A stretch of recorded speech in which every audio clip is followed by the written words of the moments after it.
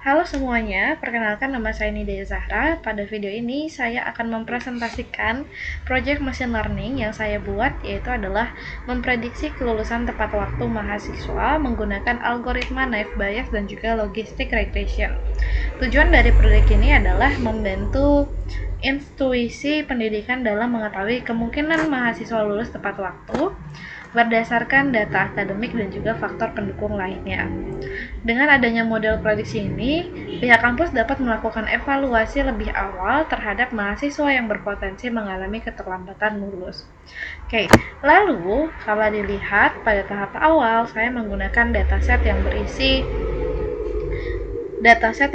data mahasiswa, di mana target utamanya yaitu saya ingin melakukan prediksi terhadap kolom tepat waktu, kolom lulus tepat waktu, sedangkan fitur-fitur yang digunakan yaitu antara lain ada nilai akademik, kehadiran, aktivitas mahasiswa, serta atribut pendukung lainnya, seperti jenis kelamin, asal daerah, IPK, lalu jam belajar, jumlah organisasi, kerja paruh waktu, beasiswa.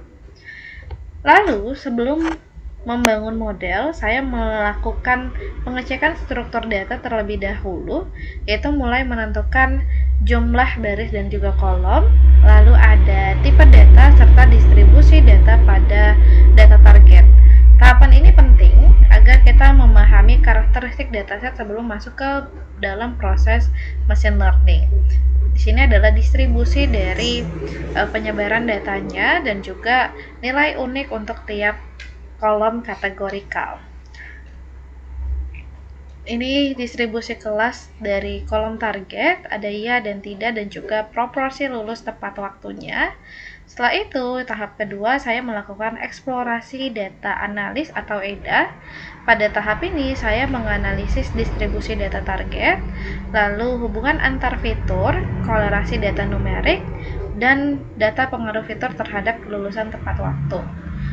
Kalau dilihat di sini saya memisahkan antara fitur numerik dan juga fitur kategorik, di mana fitur numerik yang berisi angka, sedangkan fitur kategorik yang berisi huruf ataupun kata. Lalu saya membuat penyebaran distribusi pada kelas masing-masing untuk kolom target, yaitu nilai ya dan juga tidak. Pada kolom lulus tepat waktu ada histogram dan juga ada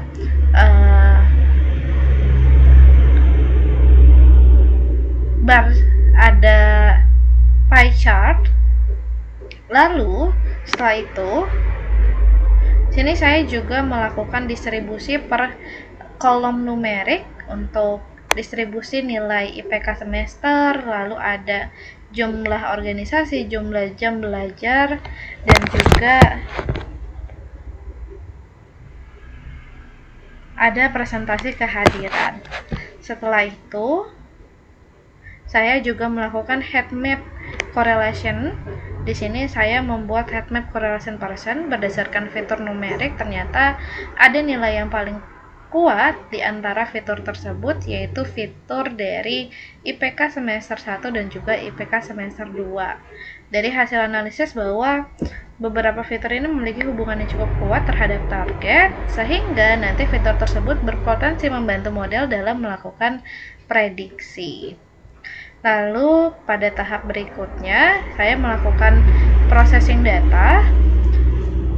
Tahapan processing data yang saya lakukan itu saya membagi data atau split data trainingnya 80% dan data testingnya itu adalah 20%. Setelah saya membagi data, saya coba menangani missing value, yaitu melakukan pengecekan nilai kosong pada setiap kolom dan juga melakukan penanganan agar missing value-nya agar datanya lebih bersih. Yang berikutnya saya menangani outlier, di mana saya menangani menggunakan metode IKR agar data ekstrem ini tidak terlalu mempengaruhi model. Jadi saya menentukan ambang batas Q1 dan juga Q3-nya. Lalu berikutnya saya melakukan transformasi data, di mana transformasi data ini saya melakukan beberapa fitur numerik dengan scaling, yaitu menggunakan standar scaler agar distribusi data lebih stabil. Setelah itu, Tahapan processing ini sangat penting karena kualitas data sangat mempengaruhi performa machine learning. Masuk ke dalam fitur engineering dan juga encoding.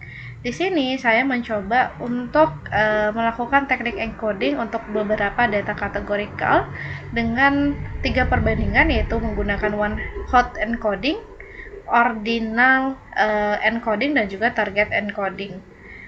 Kalau untuk one hot encoding itu biasanya kategorikal yang nilai kelasnya itu rendah, sedangkan ordinal encoding itu sedang, dan target encoding itu jumlahnya jauh lebih banyak. Setelah itu saya melakukan seleksi fitur untuk memilih fitur terbaik yang paling berpengaruh terhadap prediksi. Tujuannya agar lebih cepat, efisien, dan juga tidak overfitting modelnya. Setelah itu, saya lakukan pemodelan naive Bayes. Saya mencoba beberapa varian model, yaitu menggunakan Gaussian naive Bayes, Bernoulli naive Bayes, dan juga complement naive Bayes. Setelah saya melakukan training model dan juga prediksi data testing, saya menggunakan evaluasi performanya dengan akurasi, precision, recall, dan juga F1 score.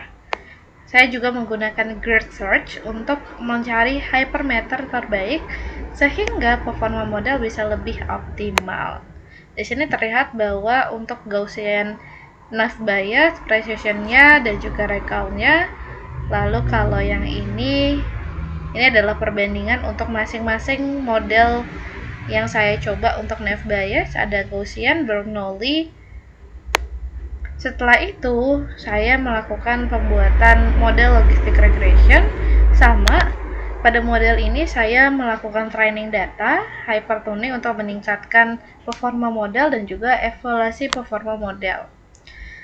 Beberapa parameter yang diuji adalah penalty, solver, dan juga nilai C. Logistic regression ini dipilih karena model cukup baik untuk klasifikasi binary dan mampu memberikan interpretasi pengaruh setiap fitur terhadap hasil prediksi. Dari hasil evaluasi, saya membandingkan performa antara logistic regression dengan naive Bayes untuk menentukan model terbaik. Setelah itu, berdasarkan hasil evaluasi, model dengan nilai F1 tertinggi dipilih sebagai model terbaik. Saya menggunakan conversion matrix untuk melihat jumlah prediksi benar, false positif, dan juga false negatifnya. Selain itu, saya juga menggunakan classification report untuk mengetahui keseimbangan performa model pada setiap kelas. Ini adalah hasil dari beberapa conversion matrix untuk melihat nilai F-score tertinggi dan juga keseimbangan performa model. Setelah itu,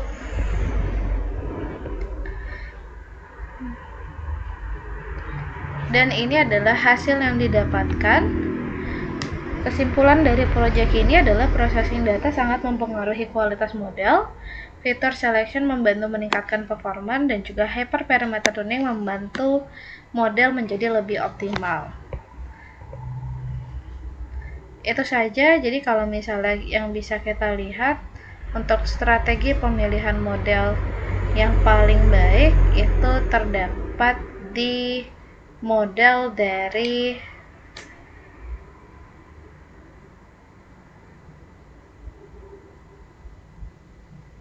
logistic regression karena nilai F1 score-nya itu berada pada 0,9179. Itu saja mungkin yang bisa saya jelaskan dari presentasi ini. Wassalamualaikum warahmatullahi wabarakatuh.